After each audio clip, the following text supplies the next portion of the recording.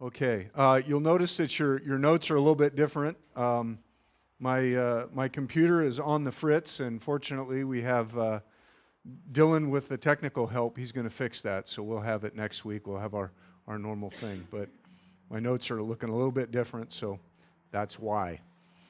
Just let you know that. Lord Jesus, I just invite you right now. Would you please come to us and be with us, Lord, to strengthen us, to instruct us, that we would understand how to walk in your ways. And so, Lord, today's sermon has some challenges in it, and these can be a little bit hard things. And so I just pray, Holy Spirit, that you would be near at hand, that you would be close to us to walk us through these things. Thank you, Lord. Amen. Amen. If you haven't looked at your notes yet, I'm continuing in that series on habits of healthy Christians, and today I want to talk about grieving our losses.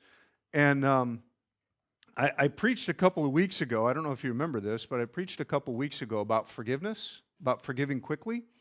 And kind of near the end of that sermon, I talked about grieving our losses as opposed to rehearsing our injustices, the things that have happened to us that have hurt us. And several of you kind of responded to me and talked to me about that after the fact, and I thought, yeah, that probably needs a little more attention and a little further explanation and a little more depth. Now, it could probably be a quarter class, in college somewhere if we went into all the details, and I'm not planning to do that, but I'm hoping today to flesh that out a little bit more and give you some more thoughts on that. And so I guess what I would say is if there's something that I'm saying or something that you're not understanding, let's go ahead and dialogue today. So if you're not one of those people that typically ask questions, but a question comes to your mind, go ahead and ask it. Let's try to dialogue through this and talk about it, because it is a big subject, and I'm certainly not being exhaustive here in terms of covering the whole thing. So as I said, 2 weeks ago, I spoke about forgiveness and the need to grieve our losses rather than rehearse the injustices that have happened to us. We cannot change our past. I'm going to say that again. I want everybody to look up here for a second. I want you to repeat after me. We cannot change our past. That was terrible. Try that again. We cannot change our past. Time travel seems to not be scientifically possible. I hate to break it to you Trekkies. We can't go back.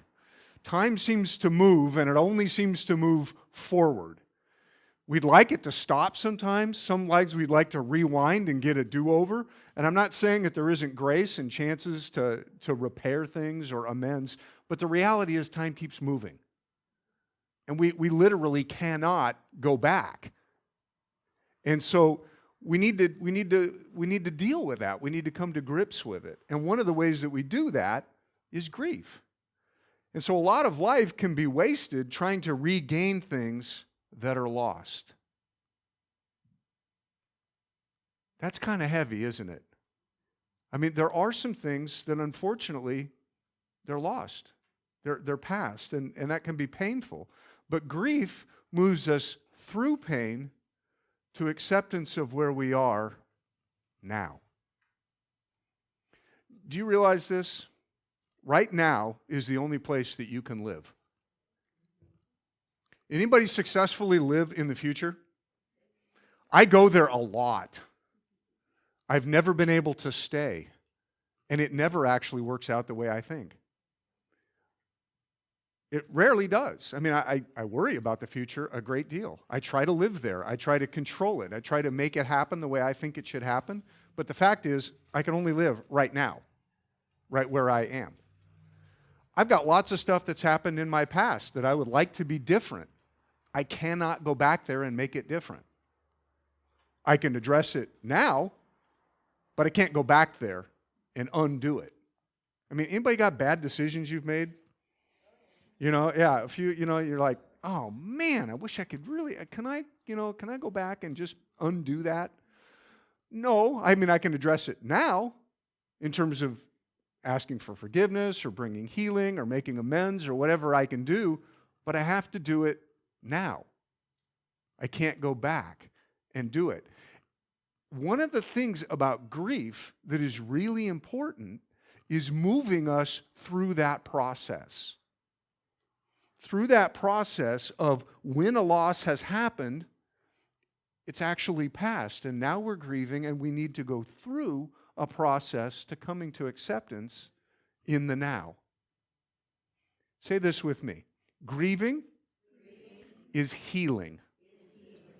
Grieving is healing. We usually associate grief with pain, don't we? Don't we?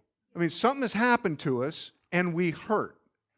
And so a lot of times we'll think about grief and we'll say, I don't want to grieve, that's hurt. That's pain. But grieving isn't just pain. It's the process of moving through the pain, past the pain, to the place of healing. That's what grief is actually for, and that's what it's supposed to accomplish for us. But we really don't like pain, do we? Has there ever been any of you historians, has there been any culture in the history of the world that is less into pain than us? I mean, we got a pill for everything. You know, I don't like that. Take a pill. You know, I mean, we do that. And we really are not okay even with people around us being uncomfortable. You know, we almost force people at times to paste on a smile. Just be happy, because you're making me uncomfortable. Grief, if we're willing to really embrace it and really allow it to do its work, moves us through the process from where the loss happened, from where the wound happened, to a place of acceptance and healing. Let me try and illustrate it this way. Have you ever cut yourself? I got to guess everybody in the room has cut themselves at some point. Everybody own a kitchen here? You know, you got those sharp knives and you cut yourself. What do you usually do first when you cut yourself? Somebody. Let's dialogue. Come on. I'm sorry? Clean it. Okay, clean it. What? Somebody said? Oh, Shelby's giving me grief. Okay. No pun intended. Catherine? Hold it and cry. Yeah. Stick it in your mouth. You know, like that, right? You know, clean it is maybe the next thing that we do. But what do we do? We do what? Pull it away from the place of pain, from where we got hurt. That's something we do. Okay. We put a Band-Aid on it. We usually say, ouch. Yeah. We're not doing this in very good order, people, but we're getting it. You're understanding where I'm coming from. Usually probably ouch comes first. Ow, and then, you know, like that. And then maybe we'll clean it, and we'll get a Band-Aid. We go through a process, don't we? Yes. Thank you. Awesome. You're getting my point here. We go through a process. The hurt happens. Unfortunately, none of us is completely able to avoid pain. Anybody here never been hurt? Yeah, that's what I thought. Anybody here never had grief? You know, something significant you've lost. We've all had that.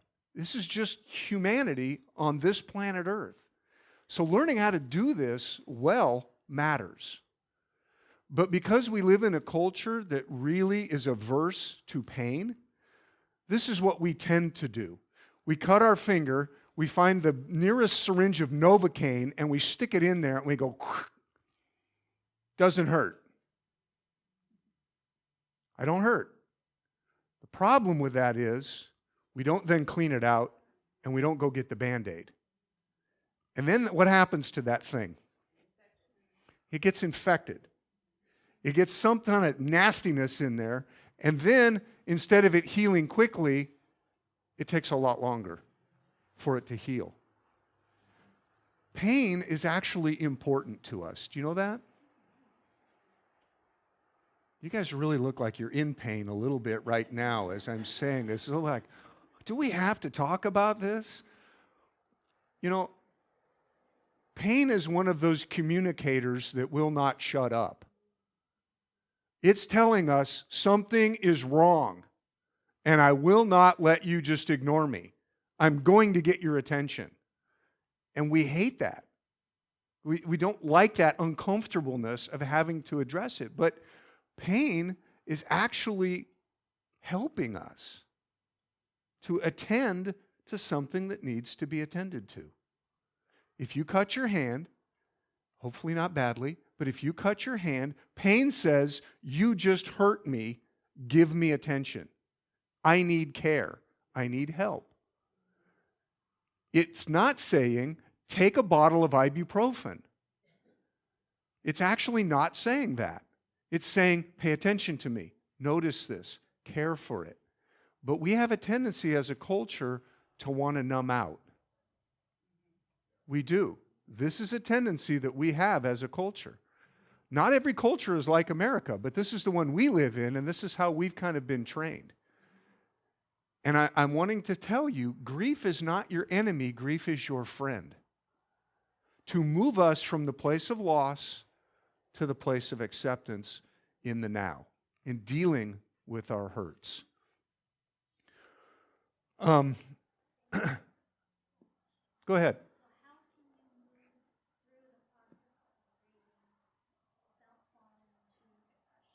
How can you move through the process of grieving without falling into depression? I can't guarantee you that you won't. Okay? I'm just off the notes, so let's talk, okay? I'm not talking right now about a clinical depression where you get in depression and you're stuck. Okay, well, let me get back to that. But let me just say first, depression in and of itself is a normal part of life. There are times in life where we will get into something where we are sad enough that we don't function well for a while. And that's very normal. Again, we are a culture that says, you know, you're not looking good, you're bugging me. Would you take this so that you could just smile and not bother me? We have I'm sorry, I'm being really blunt, but I think it's true. I really do. It's like other people aren't feeling okay and it bugs us, so we want them to just hurry up and get okay. And there's a tendency when people are working through something where it's a really significant loss, where there's some significant sadness, there's going to be a season where they're depressed. They're not hungry. They're not sleeping well. They're struggling. They're just hurting. And that's where they are. That's what I would call, if you will, normal depression.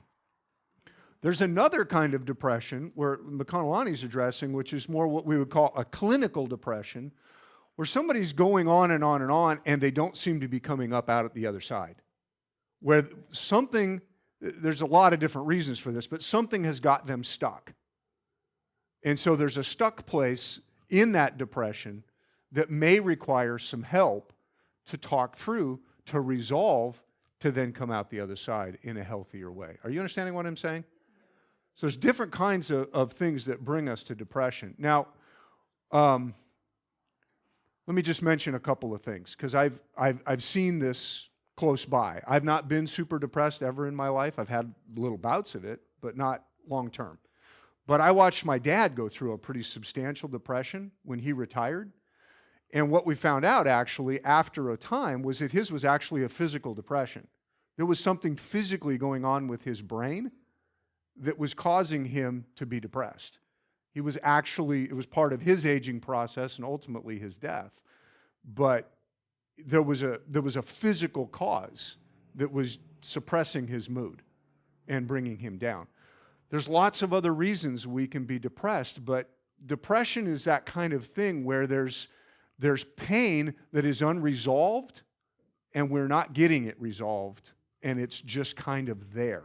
It's sapping all our energy, it's sapping all our strength, and it just kind of wears us down to the point where we're not functioning well.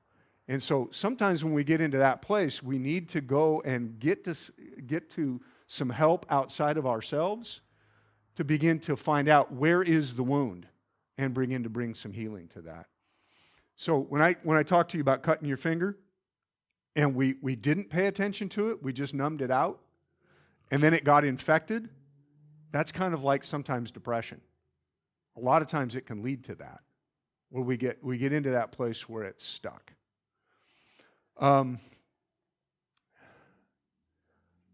I had a thought. I think I'm going to hold that one here for a second. Let me continue on here with the notes here for just a minute. Excuse me. Matthew 5, verse 4. This is Jesus' Sermon on the Mount. I'm not going to go into a long exegesis, so you don't really even need to get a Bible open. But Jesus said, "Blessed are those who mourn, for they shall be comforted." Blessed are those who mourn, for they shall be comforted. I really believe one of the things that Jesus is talking about is the reality that, he said, in this world you're going to have tribulation. He didn't say optionally. He said, this world, my creation, has been invaded by evil. It's broken. There's going to be trouble. He didn't come and say, I'm going to die on the cross and you have no problems. He just didn't say that. He did say, be of good courage. I've overcome the world. I've overcome the evil. I've overcome all of that. But now there's going to be some struggle. There's going to be some trouble. And we just need to be honest about that. Otherwise, we set ourselves up for failure and we think God's not doing what he's supposed to do. He was supposed to give me the Jesus and everything was supposed to be good and roses from here on out. And Jesus didn't promise us that. So we just need to be honest about it and say this is the reality. But those who mourn, those who get a hold of the fact that, the planet is broken, it's not what it's supposed to be, and recognize that and get a hold of Jesus, will get the comfort. They will get comforted because Jesus is going to make things right. He is going to bring it around. And not only is he going to do it ultimately when he returns, but he's doing it in us right now. Right now. So part of what I hear Jesus saying in this is that those of us who mourn over evil are moving away from evil into his kingdom, into health, and we will be comforted. Those who just embrace the mess in terms of enjoying it and liking it are not going to get the comfort of Christ. So, with that little really lovely, happy thought, grief comes to us, and the Bible talks about it in a couple of books that most of you probably don't want to read and haven't read very much because they're very painful to read and they're kind of laborious. Everybody read the book of Job? Yeah, and some of us are like, yeah, I skimmed it and I got lost in the middle. It's like, what is this about?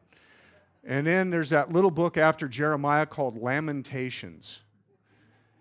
And you're like, oh, who wants to read that? What a downer. That's a tough one. But the Bible actually spends a good deal of space talking about processing grief. Job had a lot of grief to go through. And he had a lot of questions for God. Jeremiah, when he's lamenting about the destruction of Jerusalem and the scattering of God's people, he has a lot of pain to process through and express and talk about. And the Bible doesn't pull any punches on it. It gives us the whole thing right there for us to look at. And I want to say to us as Americans who we're like, I don't want to deal with that. God wants us to learn how to mourn. He wants us to learn how to lament. He wants us to learn to feel what we're feeling and go through it. Because if we don't go through it, our tendency is for that wound to get infected. And instead of it being moved through and healing, we move into it and it stays. And then we can't figure out why our hand is still hurting 6 months later. We're like, man, I cut that thing a long time ago. And we frankly, some of these things we lose track of. We lose track of where that wound was and what the pain is. And then we don't know how to bring healing. We don't know how to attend to it because it's been pushed down and ignored. Am I making everybody uncomfortable here today? Actually, I kind of hope so a little bit, because it's kind of a tough subject. But I want you to think about it, because it's important for us to really address this. There isn't a one right way to grieve. There just isn't. We're all going to do it a little bit different, and every situation is going to be a little bit different when we grieve. I mentioned my dad. My dad passed a few years ago, and he went through a long period of kind of declining.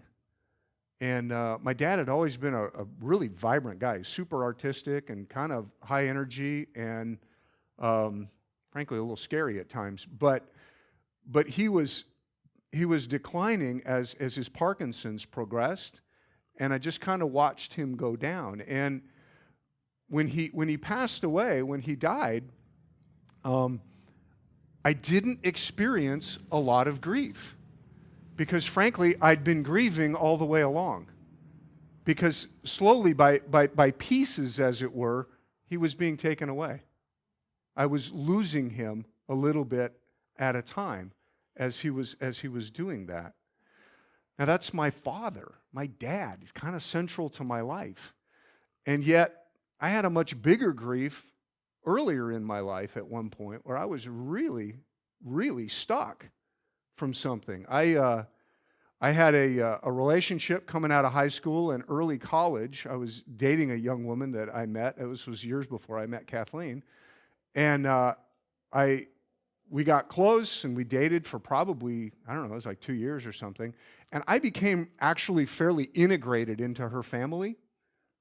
Did vacation stuff, spent a lot of time there, all of that. And the relationship kind of stopped at one point, and it kind of went on too long. It needed to die, but didn't. And then when it finally did, and I stepped out of the relationship, I was the one that got dumped. So it was grief. I was feeling a tremendous sense of loss, because not only did I lose that relationship, I lost all the family attachment that was a part of that. I lost a part of a normal rhythm of this is just what life looks like for me. This is how it was. I lost a sense of a dream that this is where this relationship was going.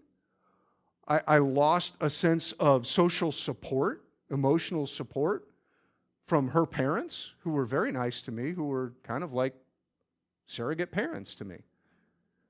And it took me at least 6 months to get over that. And maybe even a little bit longer. And I did have a period of depression where I can remember going to work and just feeling like, I don't want to be here and I don't want to be anywhere right now. I just feel miserable. I feel really bad, and nobody can really comfort me. That's just where I am. And in all candor, there was a couple of times I thought, I could probably drive this car right into that other car, and then I wouldn't be in pain anymore. You ever had that? Because that's very real. I'm not suggesting you act on it, but just to be honest, we get there, don't we? Well, we're just like, man, I just don't want to feel like this anymore. That relationship ended, but fortunately for me, I was able to move through it. I didn't get stuck trying somehow to make that relationship happen, make it work, talk her back into it, any of that kind of stuff. I just moved on through. But it did take time. It's kind of like this. This is how I think of it. Suppose, something happens to you and you got a big hole in your middle. That would be really terrible. But you got a big hole in your middle. You lost a part of you. Mostly we don't see these things, so I'm trying to put this in the physical so you can recognize. If you had a hole in the middle of you, that would probably hurt. And it would hurt for a while. Right? Now, what would happen if your body had a hole in the middle and it began to heal over time? How would it do that? Let's talk. How would it do that? Slowly. It's a good metaphor. Yeah, poking it and making it, that wouldn't be helpful, right? Maybe you did it to yourself. You put the hole in yourself and you said, man, you're dumb. That's not going to really help it heal, is it? No. So forgiving ourselves would be a really important part of this. Dan? Inside out. Yeah? Yeah, Haley? Exactly. Yeah, it would put cells. But how does that happen? I'm sorry? Scar tissue. But it's going to happen from the outside in a little bit at a time, isn't it? Isn't it? So is the hole going to be there for a little while? No. Someone said no. It would depend on how big the hole is, I guess. But, you know, the wound is going to be there for a little while, isn't it?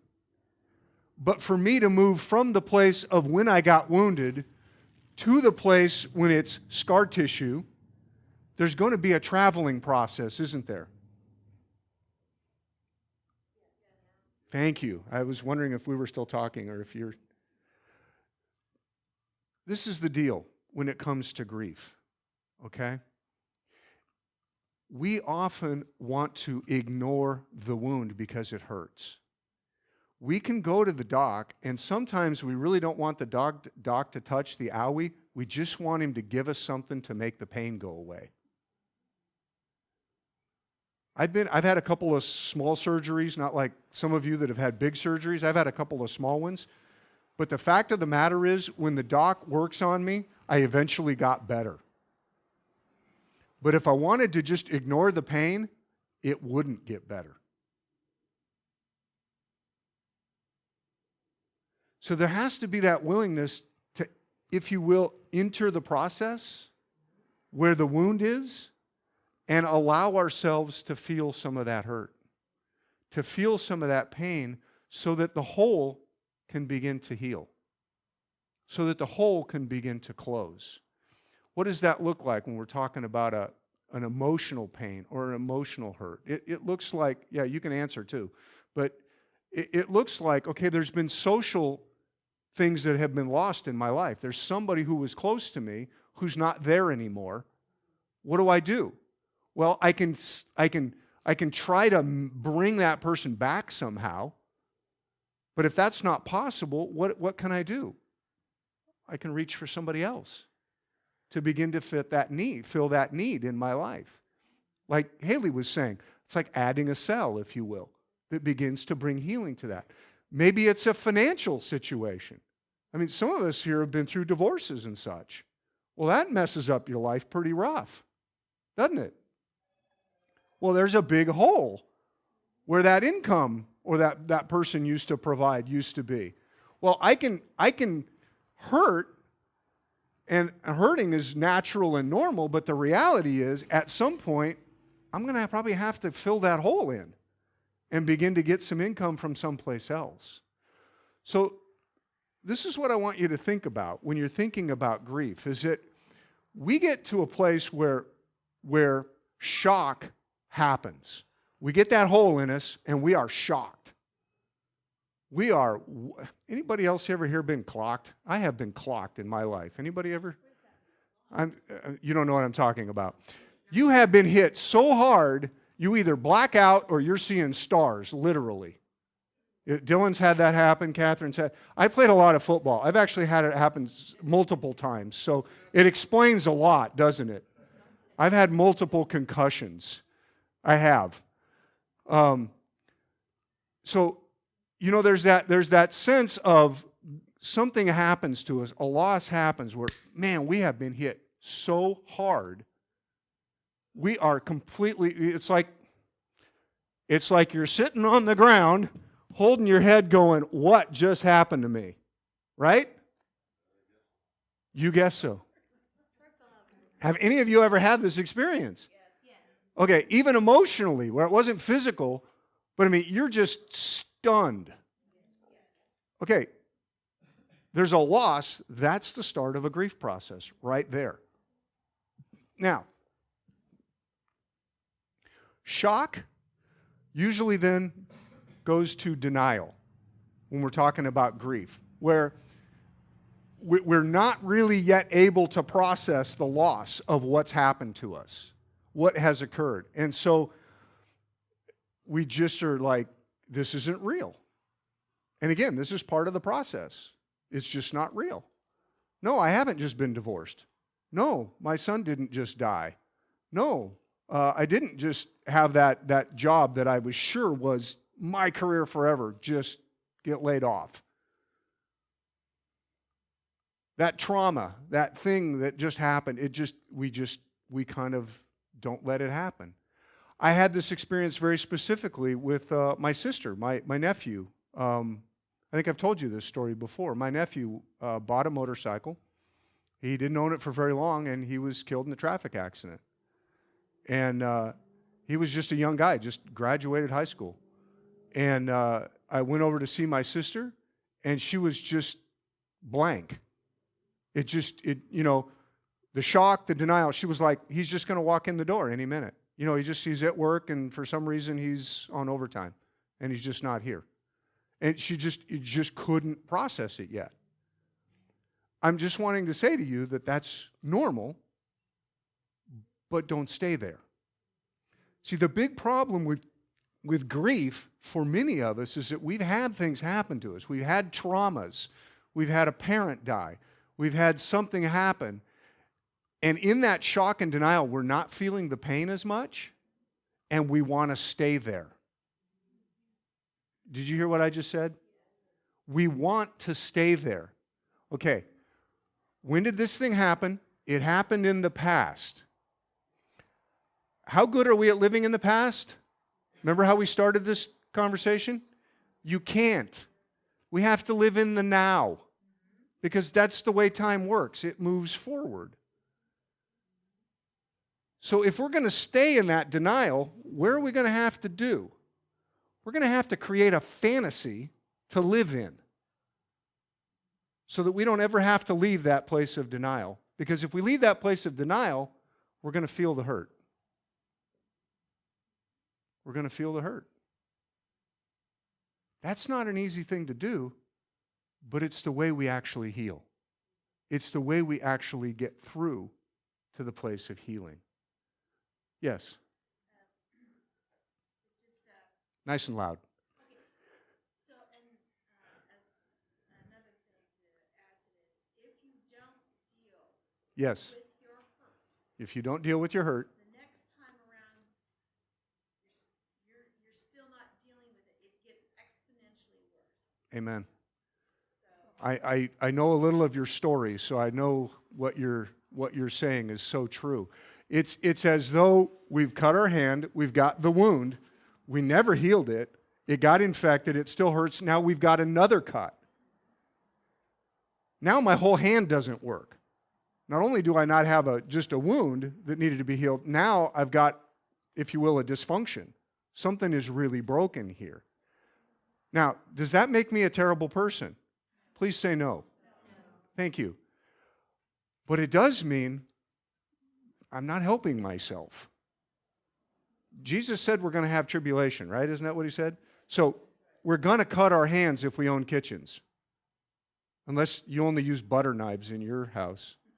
You're going to cut your fingers sooner or later. Life is going to happen.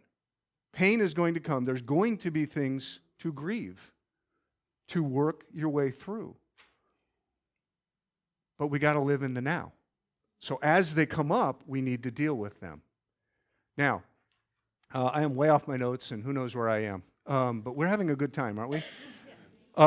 It's 5 after, so I'm going to try and wrap us up. But let me just talk about the grief part, the stages again of grief. Okay, shock, denial, anger. Anybody ever been in grief and you get so angry you do not know that it's you? Some of you have really had that. It's like, I want so bad to change this thing that I cannot change. I am going to rage at the planet.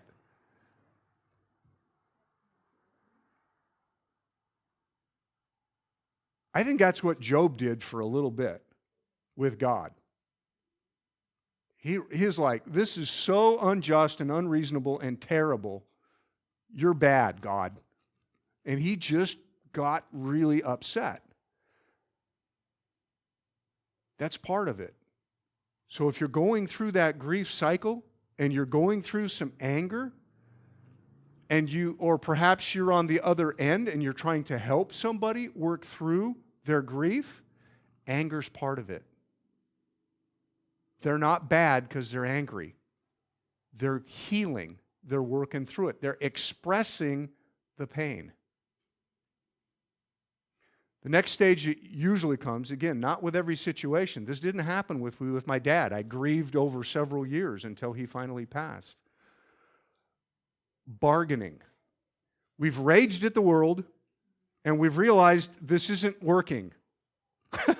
I'm running out of energy being mad. And so then we start bargaining. How about if I do this? That'll make it better. Or if I do that, it'll turn the clock back and make it unhappen. You ever have those thoughts? You know, where you're going through these cyclical things in your mind of, there's some way I can work this out. I can make a deal with those folks and everything will be okay. Yes? I don't want to be too terribly alone here. I'm wanting to... Okay. Because I've had those where I can't make them go away. Every time I'm quiet, the thought's right there. What if? And you're still trying to work out the loss. There's been a trauma that's happened to me, and there's a hole in my life. And we're in the process of healing it. But it is an uncomfortable process. It is a little bit hard.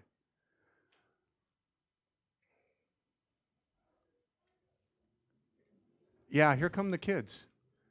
They're reminding me you're way over, Pastor. I'm trying to bring this jet in for a landing. Hang on for a second, kids. We go through the bargaining. As the bargaining begins to settle down, we begin to get finally to the place of the scar. The acceptance. This trauma has happened to me. This loss has occurred, but I've begun to work it out. I've begun to fill that hole in my life. So as we grieve, we're working through multiple different levels of healing. We're working through social pain. We're working through financial pain. We're working through emotional pain. We're working through having to do stuff we never had to do before because somebody else used to do that. We're working through potentially forgiving ourselves because we might have done some of it. And I've really found that hitting myself in the head doesn't make it better. You know what I'm talking about? I'm sorry, this is another topic, but I've done things in my life, you know, where you're grieving over it and you're feeling guilty at the same time. And if I allow that guilt to stay, it starts to harden into shame. And I think not only did I do something wrong, I'm kind of a worthless person for having done that. Would you just, right now, in your mind's eye, if you've ever been there, I know just hang with me. Would you just take that shame and put it onto Jesus right now? Take that guilt and just put it onto Jesus right now. He died for that. Let him bear it away. Let him carry it away. Let him help you grieve. We can't go back and undo it, but we can grieve it. We can grieve it and move through. Move through the shock, move through the denial, move through the anger, move through the bitterness, the bargaining, move to acceptance. There's pain there because there's a wound there, and we need to attend to it. One last comment, one last point. All of us have had grief, and all of us have been around people that are experiencing or have experienced grief. Okay? Don't be Job's friends. If you've read the book of Job, you know what I'm talking about. Job's friends were the Bible answer men. Job, you shouldn't feel that way because of this and this and this and this. Oh, and by the way, Job, the reason you feel this way is because you're bad. You messed up. And if you would just unmess up, everything would be fine. Don't be Job's friends. Here's the thing you can really do to be a really great friend when somebody is grieving. Tell me more about that. I hear you.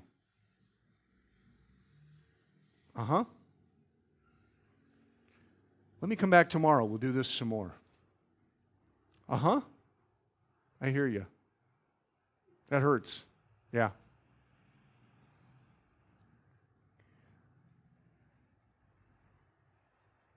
Give the gift of presence. No expectations, just being there. Just sitting with somebody and letting them work through, I hurt. But with somebody there to hold their hand. Grieving our losses, when we have hurts, we attend to them, gets us through them so we don't get stuck. I think we're done. Why don't you stand with me?